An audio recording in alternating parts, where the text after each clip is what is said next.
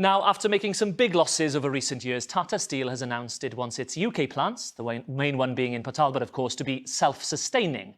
It's raised some serious concerns from several quarters, but the Welsh Secretary Simon Hart has called on people to resist dealing in speculation.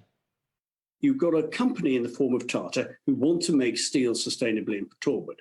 You've got a UK and Welsh government who want sustainable steel to be made in Port Talbot.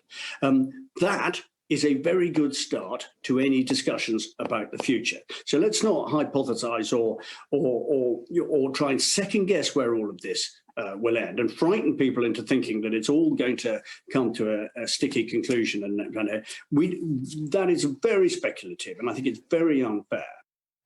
No one from the UK government was available this morning, so earlier I spoke to the Aberafon MP Stephen Kinnock, and I asked him to respond to the Welsh Secretary's more positive tone.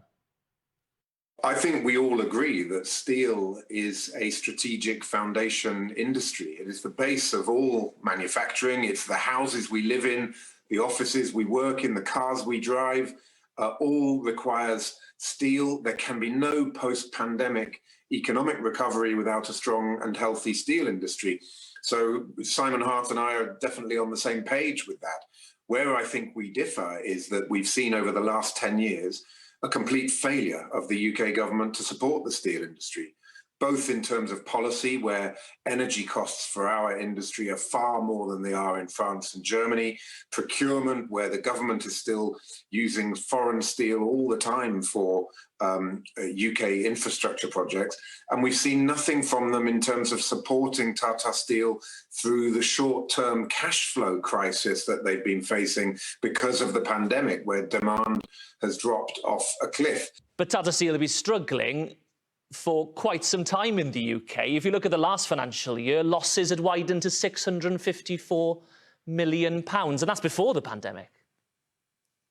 Well, we go back to the reasons for that, and a big part of it is because we have had a UK government that has not been working in partnership with industry, and with the steel industry in particular, to provide the basis for a competitive environment which ensures that the investment then goes into the company, which will help the company to be more efficient and to produce steel at a rate which enables it to make profit. And that is fundamentally a failure of the UK government's political will and wish to support the Welsh and British steel industry. We do now need to see the UK government recognising that Tata's decision to sell the Dutch part of its European operation means that we've got full commitment now to the British part, but for that British part to thrive, it needs UK government support, and there's no more excuses, nowhere now left to hide for the UK government. The spotlight is firmly on them to step up to the plate and take action. Negotiations between the UK government and Tata over a £500 million loan, we're led to believe, have been going on for months now. There are conditions attached to that loan and to those negotiations. Are Tata acting in good faith here? Are they playing their part? We have to recognise that there is no clear explanation for why this has taken so long to negotiate the short-term loan support that is required, because the blame for that lies at the door of the UK government. In France, Germany, in the Netherlands, those steel industries were receiving short-term cash flow support from their governments within weeks of their lockdowns starting. We're months from our lockdown starting, and the UK government is still dragging its feet. We need to know why. We need to understand why ministers seem to be so reluctant to support our steel industry, because if they don't support it, what happens is, if we're not making steel in this country, we have to simply import it from China or Turkey or Iran or Russia or Ukraine or wherever it might be.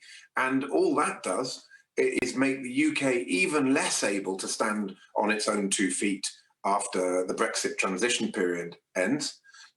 And also, it increases the carbon footprint of our steelmaking process, because the steelmaking process in those countries, I can tell you, are far less green and less clean than they are here.